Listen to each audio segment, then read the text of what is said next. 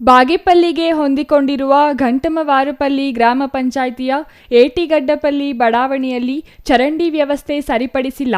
ಕೆಟ್ಟಿರುವ ಶುದ್ಧ ನೀರಿನ ಘಟಕದ ದುರಸ್ತಿ ಮಾಡಿಲ್ಲ.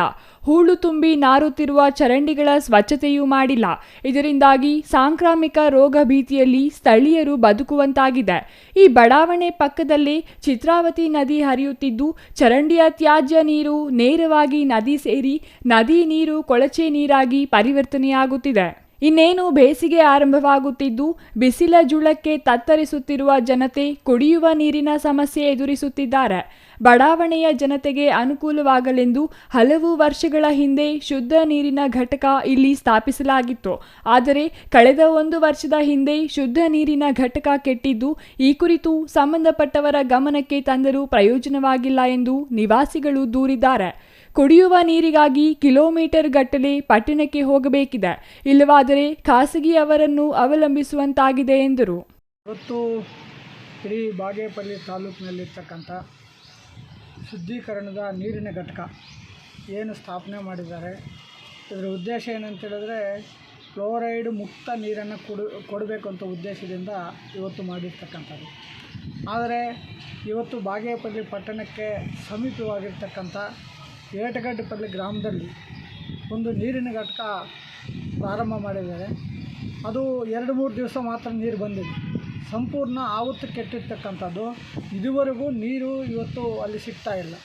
ಮತ್ತು ಎರಡನೇದಾಗಿ ಅಲ್ಲಿ ಯಾರು ಬಡವರಿದ್ದಾರೋ ಅವರು ಇವತ್ತು 20 ರೂಪಾಯಿ ಕ್ಯಾನ್ ಕೊಟ್ಟು ನೀರು ಕುಡಿಯುವಂಥ ಪರಿಸ್ಥಿತಿ ಇವತ್ತು ನಿರ್ಮಾಣ ಆಗಿದೆ.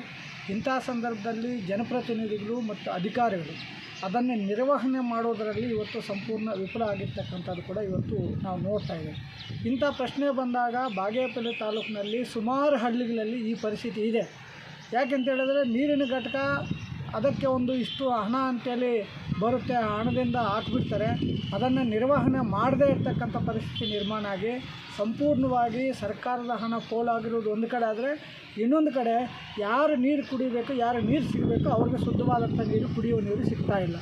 ಈ ಬಗ್ಗೆ ಸಿಪಿಎಂ ಮುಖಂಡ ಚನ್ನರಾಯಪ್ಪ ಮಾತನಾಡಿ, ಏಟಿಗಡ್ಡಪಲ್ಲಿ ಬಾಗೇಪಲ್ಲಿ ಪಟ್ಟಣಕ್ಕೆ ಹೊಂದಿಕೊಂಡಿದ್ದು, ತಾಲೂಕು ಯಂತ್ರಾಂಗ ಪಟ್ಟಣದಲ್ಲೇ ಈ ರೀತಿ ಶುದ್ಧ ನೀರಿನ ಘಟಕ ದುರಸ್ತಿ ಮಾಡದೆ ನಿರ್ಲಕ್ಷ್ಯ ವಹಿಸಿದೆ. ಜನರಿಗೆ ಶುದ್ಧ ಕುಡಿಯುವ ನೀರಿನ ಸಮಸ್ಯೆ ನೀಗಿಸುವಲ್ಲಿ ಆಡಳಿತ ವಿಫಲವಾಗಿದೆ.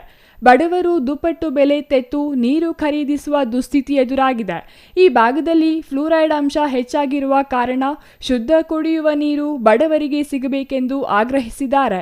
ಬೇಸಿಗೆ ಆರಂಭವಾಗುತ್ತಿದ್ದು, ಮೂಲ ಸಮಸ್ಯೆಗಳಿಗೆ ಹೆಚ್ಚಿನ ಗಮನ ನೀಡಬೇಕು. ತಾಲೂಕಿನ ಬಹುತೇಕ ಗ್ರಾಮಗಳಲ್ಲಿ ನೀರಿನ ಶುದ್ಧೀಕರಣ ಘಟಕಗಳಿದ್ದರೂ ನಾಗರಿಕರ ಪ್ರಯೋಜನಕ್ಕೆ ಬರುತ್ತಿಲ್ಲ.